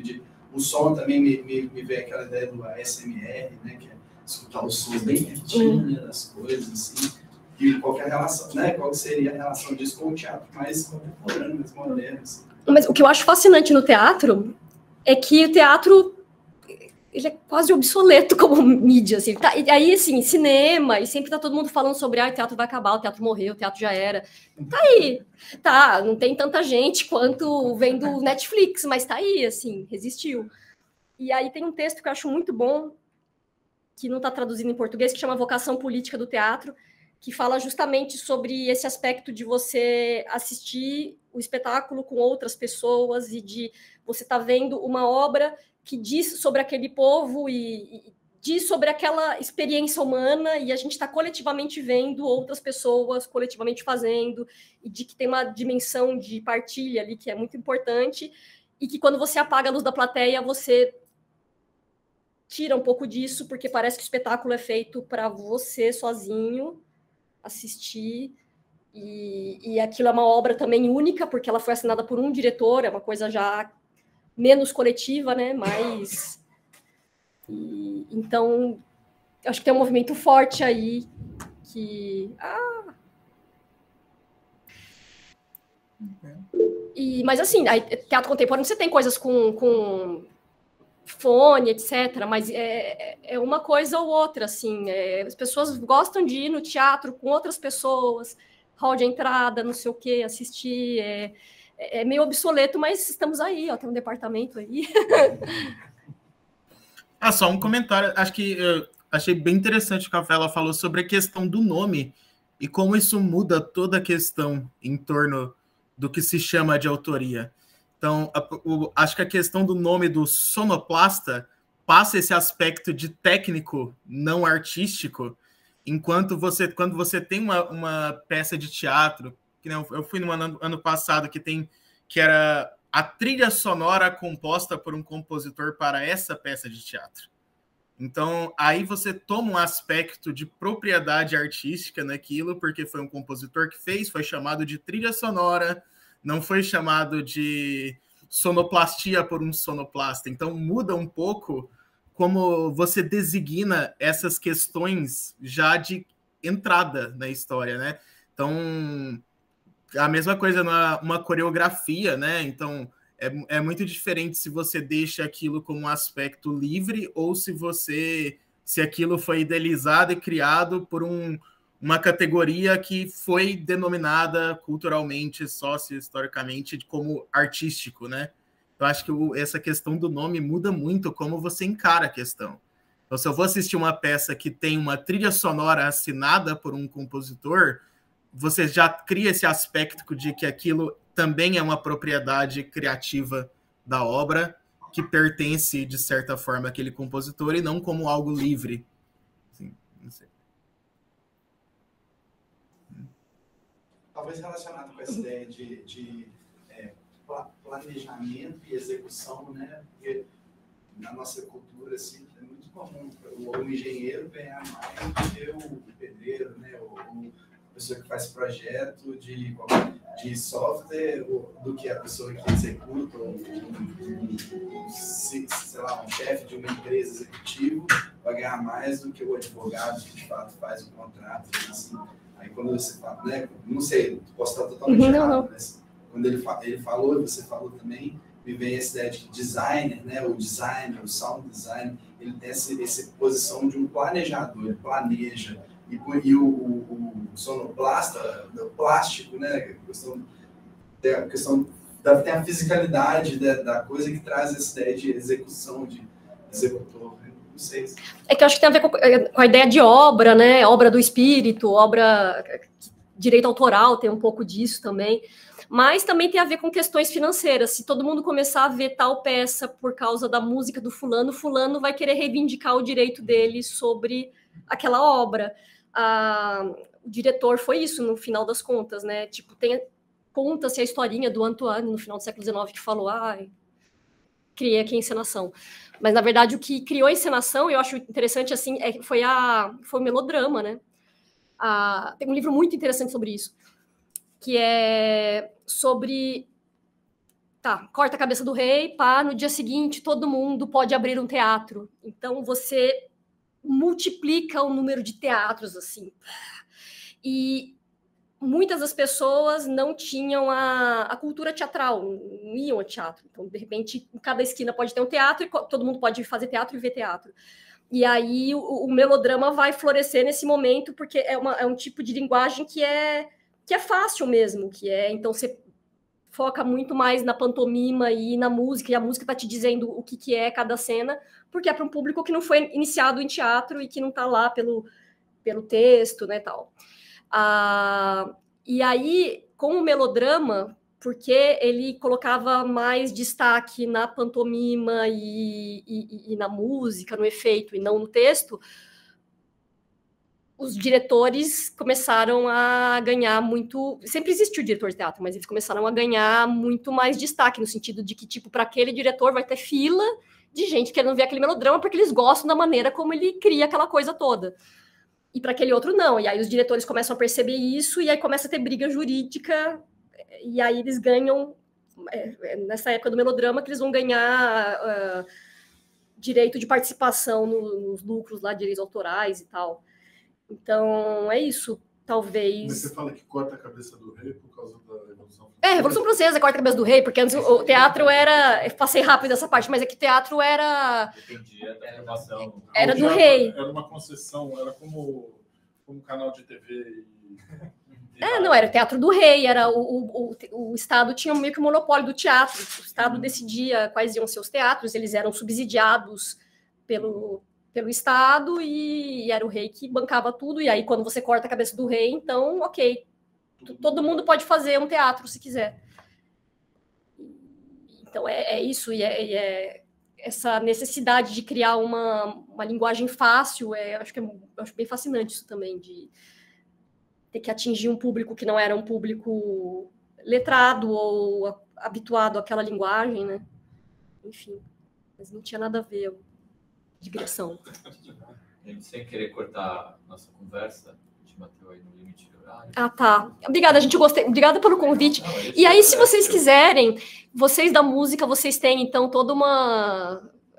A gente não precisa reinventar a roda, então, as coisas que vocês tiverem de ferramentas, enfim, mesmo de literatura para contribuir, para a gente é super importante. Eu acho que o que é legal também do som é esse aspecto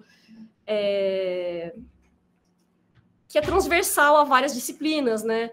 Então, tem um rapaz também que está fazendo a minha disciplina, que é da história cultural, etc. Eles também têm uma série de ferramentas que o teatro não desenvolveu e que a gente nem tem.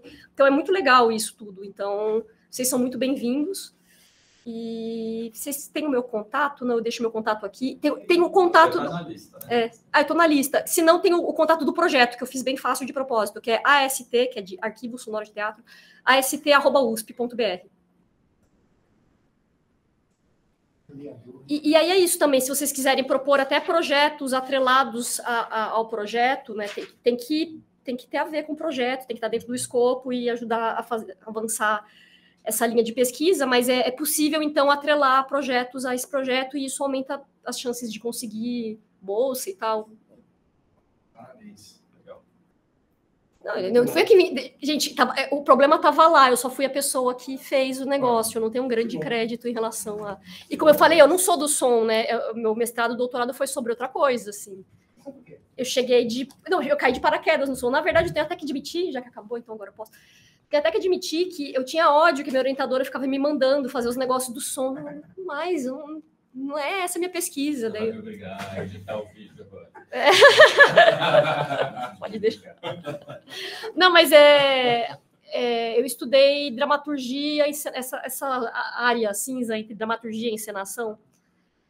Meu mestrado era sobre isso, tinha a ver com o modelo musical, era sobre um tipo de dramaturgia de uma companhia lá, que era incrível, porque não tinha nada ali. Você falava, como que esse negócio prende minha atenção? Era um grande nada, assim, mas era muito interessante. Eu quis entender como funcionava a composição, e eles partiam do modelo musical, né, de variação, repetição, que é muito difícil de se ver no teatro, assim. E o meu doutorado foi sobre metateatro, é outra coisa. Não sei se a gente precisa abrir essa... Mas eu sempre participei desse grupo de pesquisas do som e tal. Mas eu estou chegando agora na área de verdade. Legal. Não, mentira, eu também dei aula na SP, Escola de Teatro, no curso de Sonoplastia.